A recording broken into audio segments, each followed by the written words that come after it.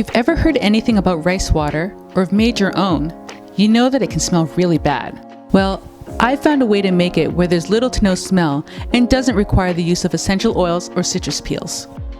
Used across Asia as a face and hair tonic, rice water has become popular in the natural hair care community as a means for strengthening our hair and growing it quickly. Rice water is believed to aid in faster hair growth, improve elasticity, and to lend healing properties to the scalp, thereby preventing premature alopecia and gray hair. So let's get into how I actually make my rice water. I start the process of making rice water by thoroughly washing half a cup of rice. I wash it as though I'm planning on eating it, and so I do several rinses before letting it ferment.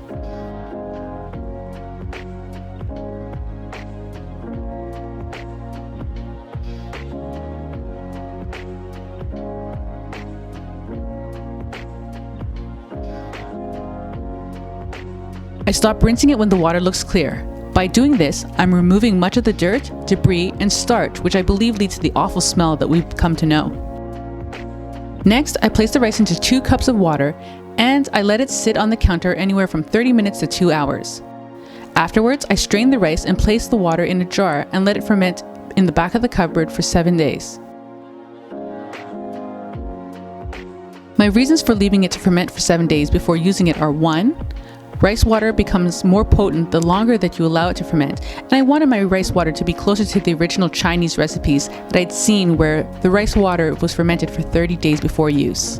And 2, fermenting the rice water incorrectly can lead to mold formation. After 7 days, it's much easier for me to determine if my rice water has gone bad than if I use it after a day or 2. After my first use, I put any leftover rice water into the refrigerator and I keep it there until I'm ready to use it again. I've used this particular method with brown basmati rice, black and mahogany rice, and jasmine rice. What I found when I prepare the rice water in this way is that I'm left with virtually no smell even after 7 days of fermentation. Leave a comment below if you've ever used rice water on your hair. Also, don't forget to hit the notification button for more tips and tricks for taking care of your 4C hair.